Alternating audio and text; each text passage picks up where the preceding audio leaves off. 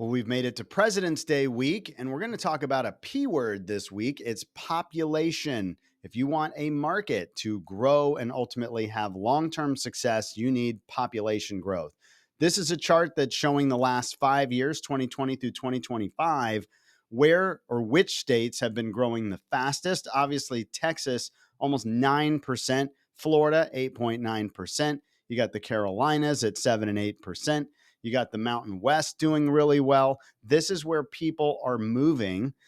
Even Tennessee, anything over 5 is growing really well. The states that are shrinking are your biggest, highest tax states. You got New York, California, Illinois, and to a lesser extent, Louisiana, maybe for different reasons. But those are the states where overall they are losing population. But Texas, a big winner. So what's happening on the local level? This is what's happening in Austin. And this was over the last year. So you can see the left-hand side is in migration. The right-hand side is out migration. And we have more coming in than we've got going out. So where are they coming from? So Houston, Dallas, San Antonio are our top three.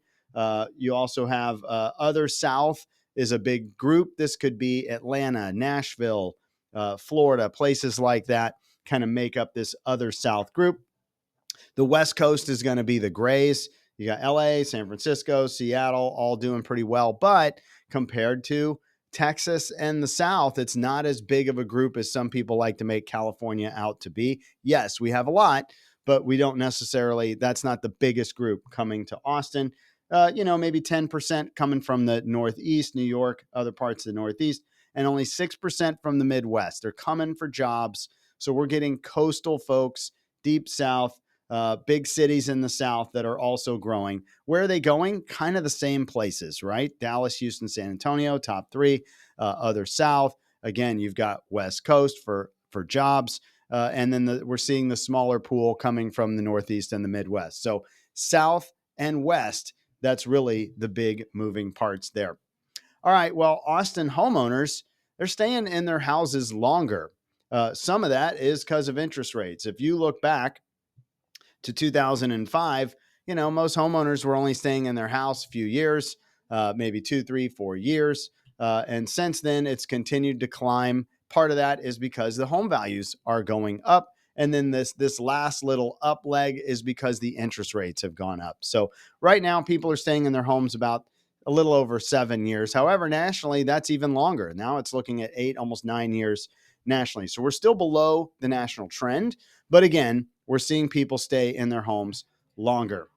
All right. One of the reasons that we don't have as many buyers in the market right now is because we have the third highest rate of new affordable apartments in the US. And I've spoken about this before, but man, we've had so much growth in apartments.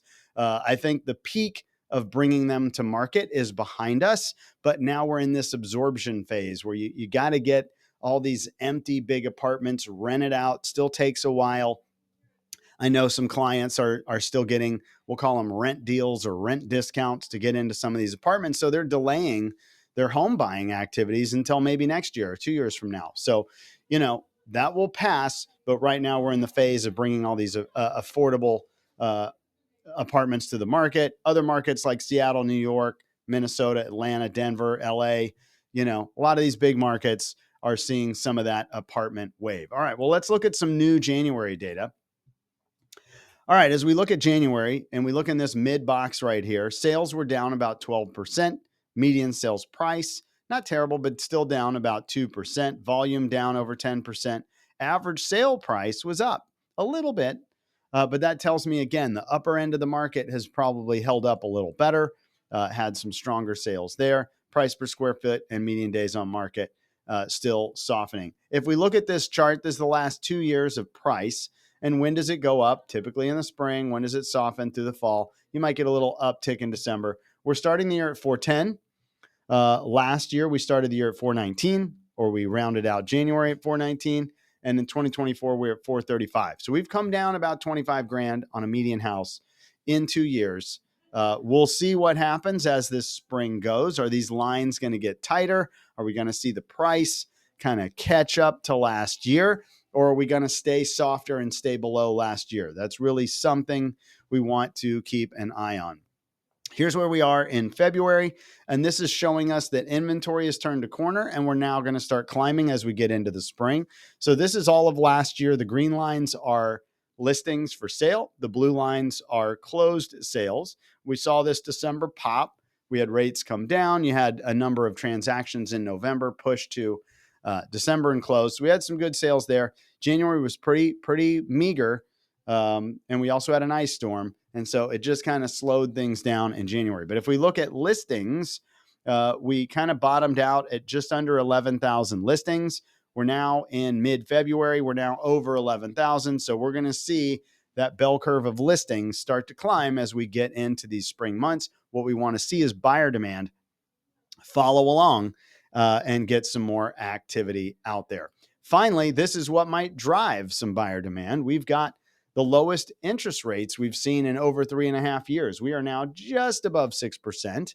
And we're seeing, depending on the product, in the fives, if you're VA, FHA, or if you have great credit, you're putting a lot of money down, you might be getting a high 5 interest rate. So interest rates are starting to drive more buyers into the market. It doesn't feel like it for a lot of the sellers, but we are starting to see a few of the best properties get multiple offers. We're hearing open houses are getting a little more traffic. So this is partially because we're now entering the spring, and partially because maybe we're getting some buyers off the fence with these higher rates. If you are a seller right now, pay attention to inventory, especially where your pocket is, because that's your competition. You are going to be competing against a number of houses this spring. And really the mantra this year is diamond or a deal. Buyers want a diamond, the best thing they can buy, fully renovated, all the bells and whistles. Or if it's an average house, they need it to be priced competitively so that they pick that house over something else that may have some similar objections. Anyways, hope this was helpful. Make sure to follow our videos each and every week. You can go to our YouTube channel at Ryan Kelly Group and click that subscribe button. Would love to have you. I think we just passed 200 followers. Thank you. I'm going to start getting more videos up there for you each and every week. And of course, if you know anybody looking to buy, sell, invest, or finance here in Austin, would love the opportunity to chat with you. Well, I am drugged up on Zyrtec right now. For some reason, allergies are just smacking me this week. Hopefully they will go away. But looking forward to a nice, sunny, warm week, and we'll talk to you next Monday. Thanks.